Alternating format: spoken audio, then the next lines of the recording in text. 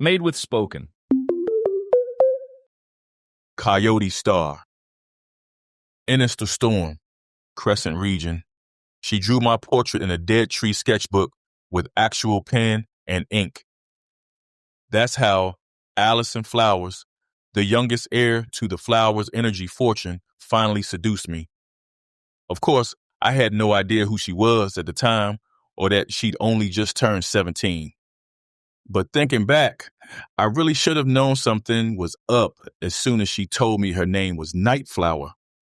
Even the loopiest of hippie mongers wouldn't name their child something so ridiculous, not unless they wanted them to be teased unmercifully for the rest of their lives. I did know she was a domer. That was obvious as soon as she stepped into the cafe, removed her helmet, and shook out her fiery auburn hair.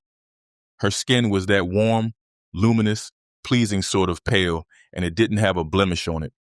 Most girls on the outside, even if they were relatively young, had a few scars to show for it.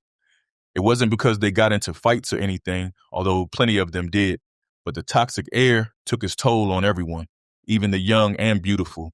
The server came by and took her order, and while she was waiting, she bent down to grab something out of her bag, a large hardbound book with a black cover. That should have been a dead giveaway, too. No one on the outside carried actual dead tree books anymore. One, there weren't many trees left to kill, and two, good paper, even the kind not made from trees, was almost as expensive as gold. Plus, books took up entirely too much space, and here in the deep outside, most of us lived packed like sardines. Although not me, thank God. I owned an actual house with an upstairs and everything, but that was only because it had been in my family for 3 generations, and me and my old lady worked our butts off at the hospital to earn enough credits to keep it. Not that it was worth much. It was in the 9th zone after all, U9 West, which was only slightly better than living in a garbage dump, but I'd take it over those overcrowded, dilapidated apartments with the failing decon chambers any day. At least that way I might live to see 50. Ms. Domer caught me staring and waved me over. I was hesitant at first. She was most definitely stunning, and her big black dead tree book added a tantalizing air of mystery. But frankly, she looked a bit young for me. I figured she was maybe a sophomore in college, home for the summer. I was a married man with a toddler son at home. Not that a small dalliance would bother my wife. We had an understanding, and we both had our share of minor flings, but that was the rule. They had to stay minor. We were each other's home base, and we'd vowed to have each other's backs till death do us part. The problem with young things like Nightflower is that they always fell for you too hard and needed more than I was willing to give. But against my better judgment, I went over to her table and pulled out a seat. She extended her hand, very businesslike. "I'm Nightflower," she said. Her voice was husky, deep, and sounded much too big to be coming out of so slight a body. I shook her hand and introduced myself. "I'm Innesto Storm." To this day, I don't know why I gave her my real name, especially when the name she gave me was so obviously false. She raised a perfectly arched eyebrow. All of her features were damn near perfect. She could have been a movie star or a fashion model. "Are you sure you don't mean Ernesto?" "Nope, Innesto it is. My mother had a heavy accent and the midwife was half deaf." She laughed. Her laughter matched her voice, deep, rich, and unbelievably sexy. "Do you live around here?" she asked. "Well, sorta," I replied. "I live a couple ferry stops that away." I pointed in the direction of the deeper outside. She closed her eyes and made a quick calculation. "You live in the 9th? "Yeah, upper 9th, baby, born and bred." "You sound proud of it." "Well, it's nothing to be ashamed of." She laughed again, and then there was a lingering silence during which I noticed she had the strangest color eyes. At first I thought they were gray, but then I noticed these tiny flecks of lavender in them. I wondered if she was wearing tinted contacts. Domer girls could be vain that way. "Innesto," she said teasingly, "you keep looking at me like I'm from outer space or something." I had no idea I'd been staring quite that hard. Sorry, I said. She smiled. Apology accepted. The server arrived with her order, some steaming mammoth-sized mug of the deepest, darkest, hot chocolate something I'd ever seen. It smelled heavenly and was probably expensive as hell. Would you like one? She asked. It'll be my treat. Warning, though, it's not for the faint of heart. Why? I asked. It just looks and smells like chocolate to me. She took a sip and smiled seductively. It's chocolate spiked with ghost pepper. I shook my head. Nope, I'll pass. What's the matter? You scared of a little spice? No, honey, I replied, grinning like a fool. 'Cause I'm sitting here talking to you. She laughed again. That's a positively horrible pickup line, she teased. You're going to have to do a whole lot better than that. I waved my hands in the air, feigning innocence. Hey, you're the one who invited me over here. That's because I thought you wanted to have a closer look. This time, it was my turn to laugh. I mean, I like a confident lady, but she was over the top. Actually, I began, I wasn't staring at you so much. I was staring at your book. I glanced at it again. It was just lying there on the table, begging to be touched. I noticed the pages had gilded edges, and the cover might even have been real leather. Clearly someone in her family was loaded. She leaned forward, put her hand on my knee, and squeezed it. Be still, my beating heart. I've never been upstaged by an inanimate object before, she purred. I must be losing my touch. Oh no, I wanted to tell her, your touch is just fine. Seriously, I asked, what's in it? Her hand came off my knee and she scooted back in her chair, I guess to give me a little more personal space. You're a nosy one, aren't you? Now she was beginning to irk me. Why'd she make such a big show of pulling out the damn book if she didn't want someone to ask her what was in it?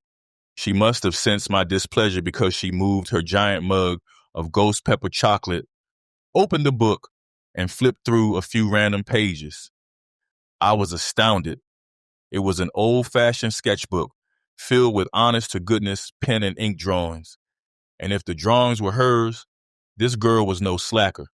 There was stuff in there that would make Van Gogh jealous. Wow, I exclaimed. She smiled and, surprisingly, even blushed a little. I got the feeling more people paid attention to her looks than her art.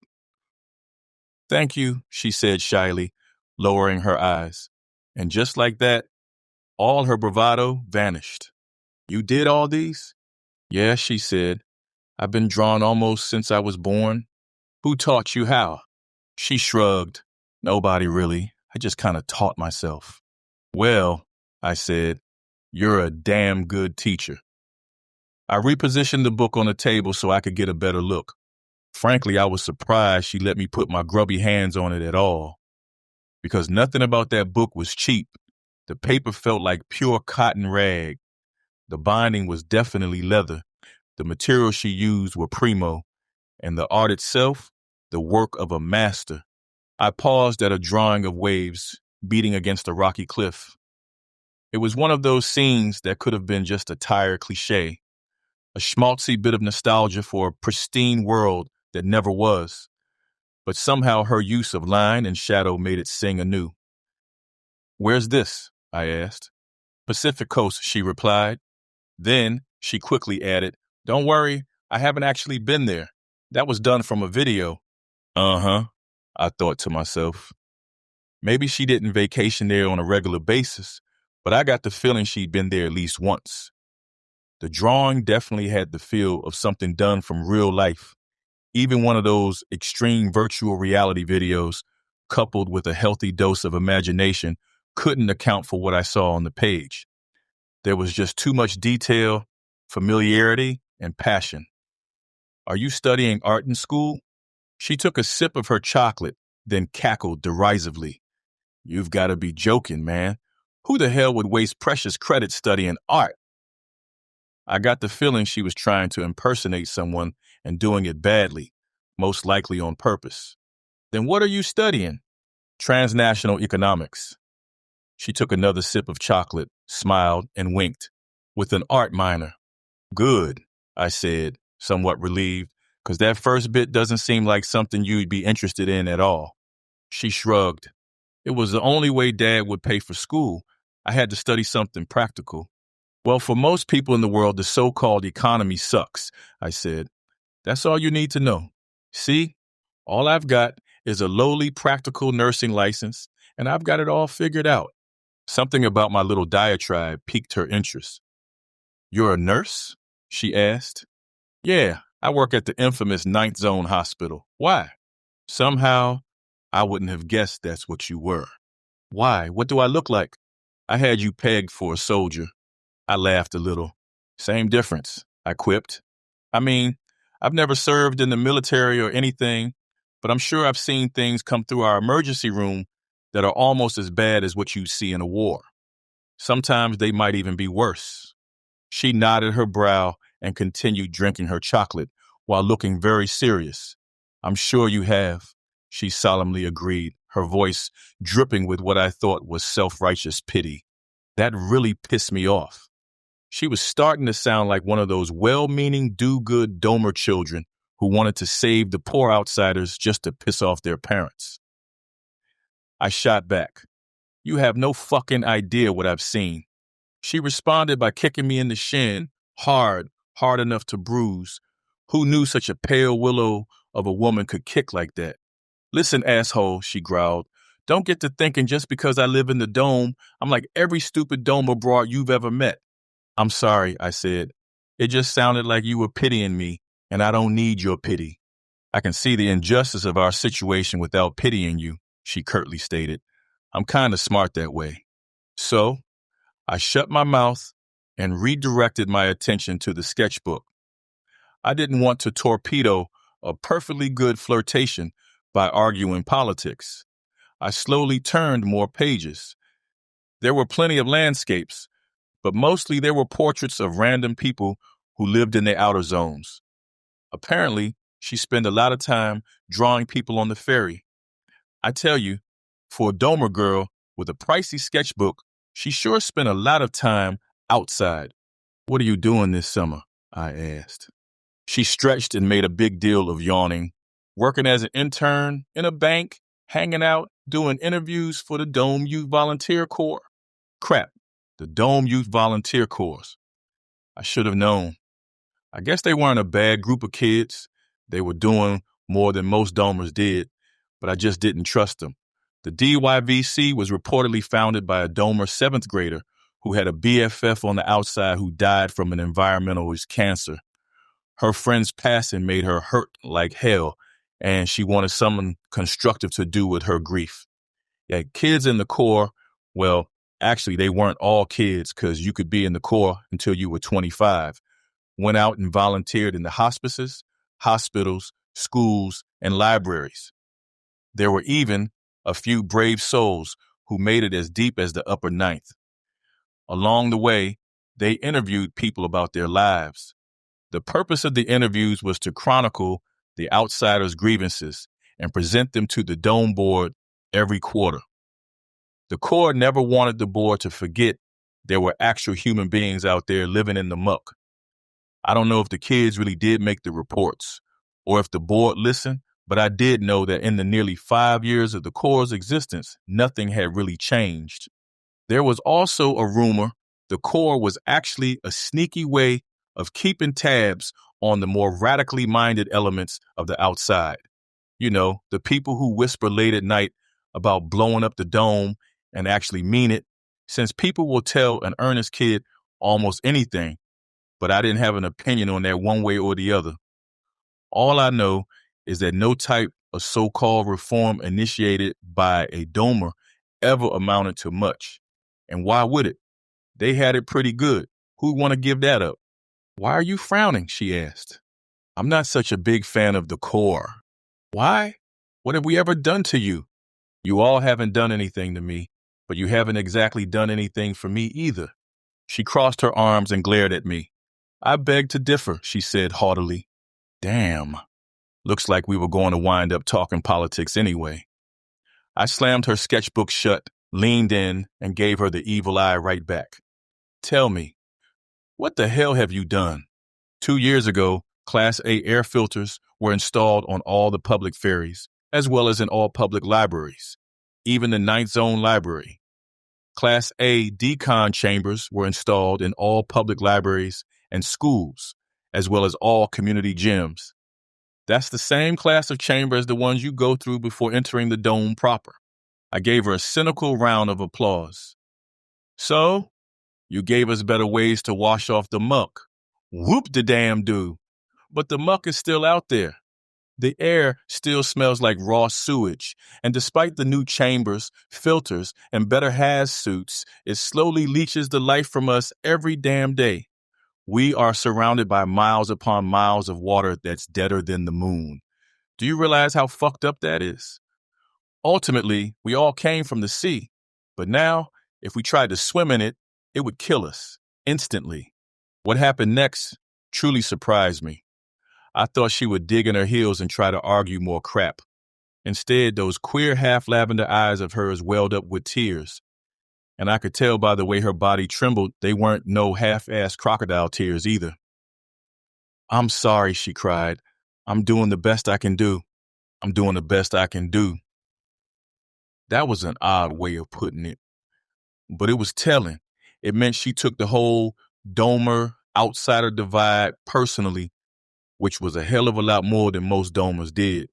She grabbed a napkin from the holder, dabbed at her eyes, and continued, "You have no idea what it took to get those admittedly minor upgrades. We went before the board several times with charts, air samples, and interview transcripts. In the end, I think they only relented because we were mostly kids at the time, and kids are cute." I reached over to wipe away some of her tears. I noticed her skin was incredibly soft. "Sorry to jump down your throat like that, but no, Innesto," she said, slowly pulling herself together. "Don't sweat it. I can see why you'd be more than a little cynical. Most domers just see the man-made oasis in front of them, and they forget you guys are out here. Hell, I know people who've never been outside, and frankly, if me and my sister hadn't snuck onto the public ferry when we were kids, I'm not sure I would be behaving any differently." I laughed. "You all actually snuck outside on your own? How old were you?" "I was 7 and my sister had just turned 9. "Whose idea was it?" She looked at me with a sly smile. "Mine." Somehow that doesn't surprise me. Silence. Our faces were awfully close. I could smell the chocolate on her breath, and I was dying to know what she tasted like. I could tell by the way she was looking at me that she was thinking the same thing. Still, nothing happened. At least not yet. She opened her sketchbook to a blank page. "Please, Innesto," she said, "let me draw you." "Sure," I mumbled, kind of bummed we hadn't kissed. "I'm glad you find me interesting enough to enshrine in your little book." She reached down into her bag and retrieved her drawing pens. "Don't sound so disappointed," she said. "I don't draw just anybody. You're beautiful. And what you said just now really hit me hard. I felt my face get all warm. It had been a long time since someone called me beautiful. My wife thought I was cute. My son said I was strong." "Do you need me to stay still?" I asked. She didn't answer right away. She'd already begun. The book was in her lap, and I heard the sound of pen against paper. "Nah," she replied absently. "Keep talking.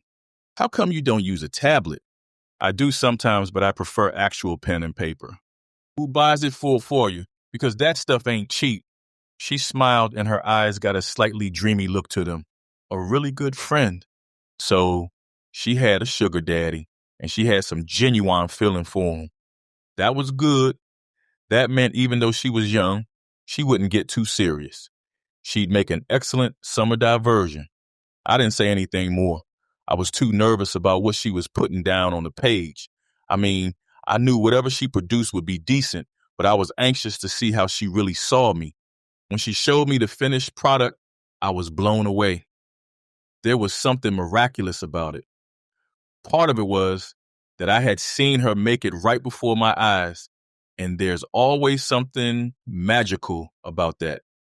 Just like when a saxophonist plays a smoking solo in a club and seems to pull music out of thin air. Part of it was that her portrait of me seemed almost embarrassingly intimate, especially since we'd just met. She'd captured everything without flinching, without mercy. The semi-permanent dark circles under my eyes from pulling too many double shifts at the hospital, the faint scar on my left cheek I got from a fight, that single lopsided dimple I had when I smiled, the stubble on my chin. But she didn't stop with the physical stuff.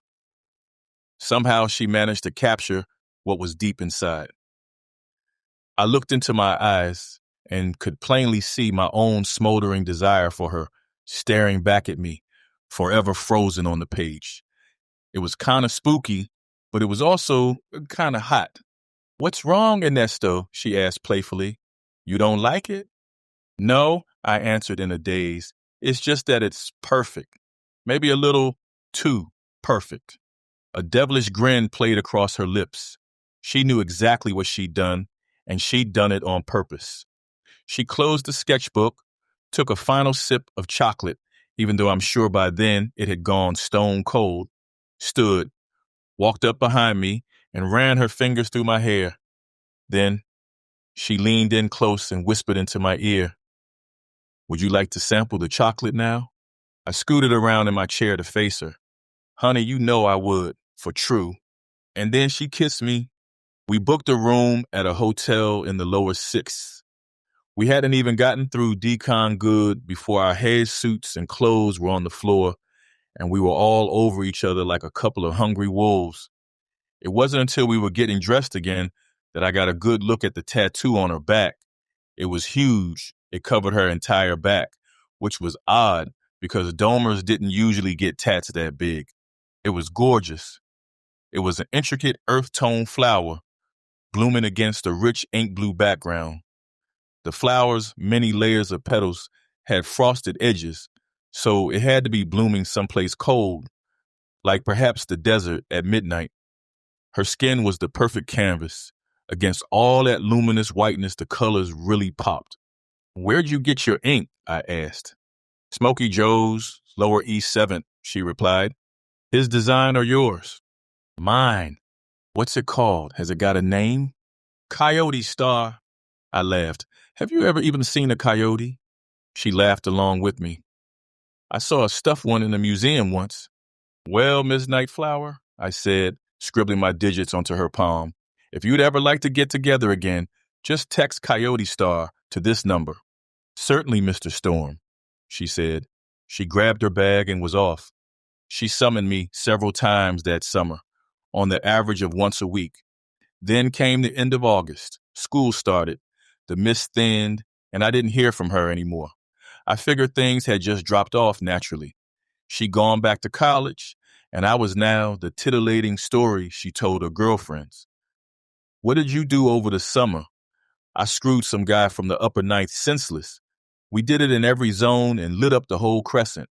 That was true. We did do it in every zone. It was her idea. But we managed to talk some too. I guess we had to. She had to have something to give to the core.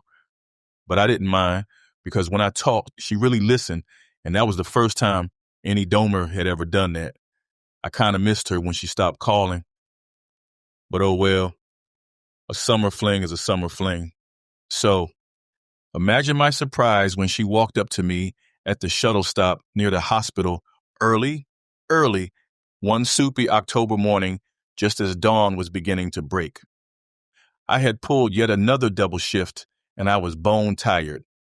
She was in full gear, and it was primo gear too, better than what she wore over the summer, with a morphing visor, voice modulator, and enough other bells and whistles to carry her through the apocalypse unscathed. I almost didn't recognize her.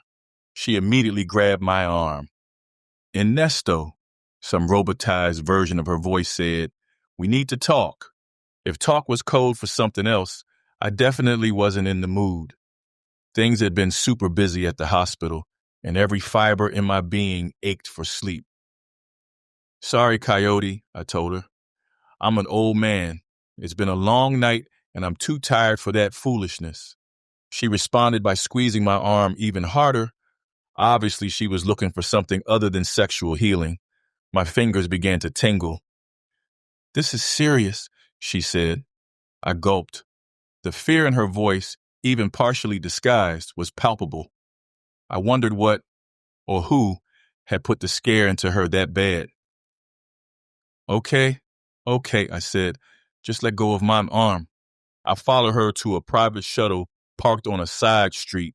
It was an extremely sweet ride, and I wondered if it was hers. If so, this girl was far wealthier than I first suspected. She popped the door open, and we climbed inside. And once I glimpsed the interior, I thought someone had to be playing a prank on me. It was like lifestyles of the rich and famous in there. There was infrared, autopilot, morphing windows, satellite access, the works. I was certain I was going to wind up in some viral video and have people all over the globe laughing at my sorry ass. Who was this chick anyway? I mean, really?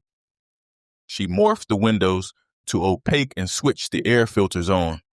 After she gave the signal, we both removed our helmets. Immediately, I noticed something different about her. She was just as stunning as I remembered, but she had a harsher edge. It wasn't something I could see with my eyes exactly, but I could feel it. Something major had gone down and it wasn't all good. "So how you been, Coyote?" I asked, trying to sound casual and failing miserably. I'd taken to calling her Coyote, even behind closed doors. It was a hell of a lot less goofy than Nightflower. She looked down at her lap. "Okay, I guess." "You lie like a rug." "Yeah," she confessed, "I do." She shifted her position and actually moved further away from me. "Innesto," she announced gravely, "you should get out of region for a while. My father's got men looking for you." I let out a nervous laugh, which sounded more like a high-pitched bark. "You gotta be shitting me, right?" She shook her head sadly. "No, man, I'm not." Now it was my turn for some arm grabbing, and I nearly yanked hers out of its socket. "Why?" I demanded. "What the hell happened?" I thought she was going to get all teary-eyed, but she didn't. Instead, she swallowed down the pain and got this real stoic look on her face. I could tell she'd been rehearsing this scene in her mind for a while. "This summer I got pregnant," she began. "Well, it sure as hell ain't mine," I blurted, and it wasn't. I was certain of that. She was careful, and so was I. We both liked our fun, but we weren't stupid. We didn't want to die. Safe sex all the time, every time. "I know it wasn't yours, but my father doesn't believe me." I noticed she said wasn't, past tense, which meant she'd already disposed of the problem. How in God's name did he find out about us anyway? He put some military-grade spyware on my phone. He's been tracking my every move since the end of May. Usually I can bust anything he tries to put on there before it gets out of hand, but I didn't find out about this until it was too late.